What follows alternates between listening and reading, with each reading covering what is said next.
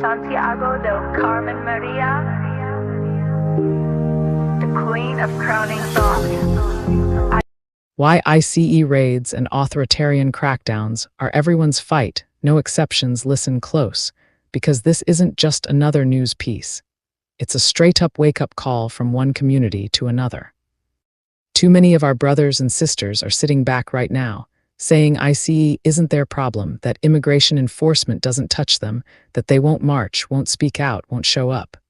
I'm here to tell you flat out, you're wrong, dead wrong. And if we don't correct that thinking fast, history is going to repeat itself in the ugliest way possible, with us standing alone when the boots finally turn our direction. Let's start with the hard truth most folks try to avoid: who actually enslaved our ancestors? Who built the systems of terror that lynched, segregated, and silenced Black people for generations? It wasn't immigrants crossing borders looking for work. It wasn't Mexican families picking crops or Central American mothers fleeing violence. It was white supremacist power structures, slave owners, plantation bosses, Jim Crow lawmakers, the KKK burning crosses and bombing churches. Those same forces never went away, they just changed uniforms and slogans. Today they wave different flags, but the goal is the same: divide, conquer, and control anyone who doesn't fit their narrow vision of real America. Now look at who's really attacking. MAGA rhetoric didn't come from immigrant communities. It came from the same playbook that once justified slavery, segregation, and mass incarceration. They demonized Black Lives Matter, called protesters thugs, pushed policies that disproportionately harmed Black neighborhoods, and cheered when police cracked skulls during the uprisings. The people shutting down our voices, flooding our streets with militarized units, and turning protests into battlegrounds weren't recent arrivals. They were homegrown authoritarians wearing red hats and carrying the legacy of white supremacy on their backs. ICE isn't targeting only one group. Yes, they round up undocumented folks first, mostly brown and Black immigrants from Latin America, the Caribbean, Africa, Asia. But make no mistake, the machinery of mass deportation, family separation, detention camps, and racial profiling is built to expand. Authoritarians don't stop at one community.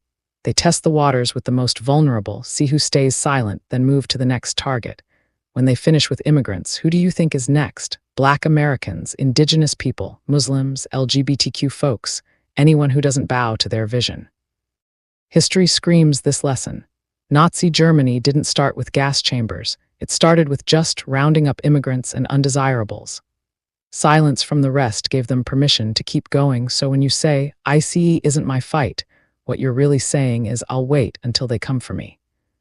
That's not strategy, it's suicide by isolation. We've seen it before. During slavery, some free Blacks tried to stay quiet, thinking it would protect them. It didn't. During Jim Crow, some tried to stay out of the way. It didn't save them. During the civil rights era, some said, not my problem. When buses were bombed or children were hosed, it only made the fight harder for everyone. Immigrants aren't stealing your jobs, your safety, or your future. Most are working the jobs nobody else wants, cleaning hotels, picking fruit, caring for the elderly, building houses in the heat. They pay taxes, contribute to social security they may never collect, and keep entire industries alive. Blaming them for economic pain is exactly what the powerful want. It keeps our eyes off the real thieves: corporations dodging taxes, billionaires hoarding wealth, politicians selling out working people for campaign cash. Immigrants didn't write those rules. They didn't crash the economy in 2008. They didn't create the wage gap or gut public schools. Redirecting anger at them is a classic divide and conquer trick, and it's working when we let it. This is bigger than borders. This is about who gets to be human in this country. When ICE drags a father away from his kids at a courthouse, when they raid meat-packing plants and leave entire communities terrified, when they separate babies from mothers at the border, that's not justice. That's state-sponsored terror. And terror doesn't stay contained. It grows, it normalizes. It makes the next atrocity easier, so yes, this is your fight. If you're Black, if you're brown, if you're poor, if you've ever been profiled, stopped, frisked, or treated like you don't belong, this is absolutely your fight. Standing together isn't charity, it's self-preservation. When immigrants march against ICE, they're not just fighting for themselves, they're fighting for the day when no one has to fear midnight knocks on the door. When we join them, we're building the kind of solidarity that makes authoritarians tremble. United, we are unstoppable. Divided, we are picked off one by one. Don't wait for them to come for us. Don't repeat the mistakes of the past. Show up now, protest, call representatives, donate to bail funds, amplify voices, educate your circle. Because when the storm hits closer to home, you'll want to know you didn't stand by while others drowned. You'll want to know you fought shoulder to shoulder with people who understand what it's like to be targeted. Immigrants are not our enemies. The real enemies are the ones sowing division, stoking fear, and building cages for anyone who doesn't fit their mold. Let's stop playing their game. Let's flip the script. Let's stand as one people against the real threat. The time is now.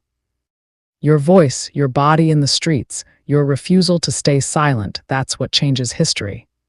Don't let anyone tell you otherwise. If this message spoke to you, even just a little, stay connected with me by following.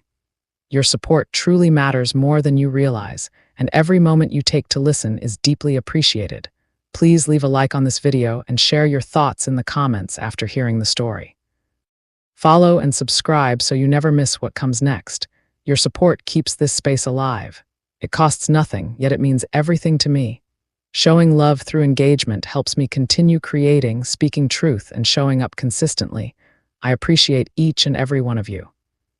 Thank you for listening, for supporting, and for standing with me. Crowning Thoughts, True Speaker, copyright 2025 by Santiago D.C. Maria, licensed under Creative Commons Attribution. I love you all. I appreciate every one of you, and I thank you for your time. Stay blessed.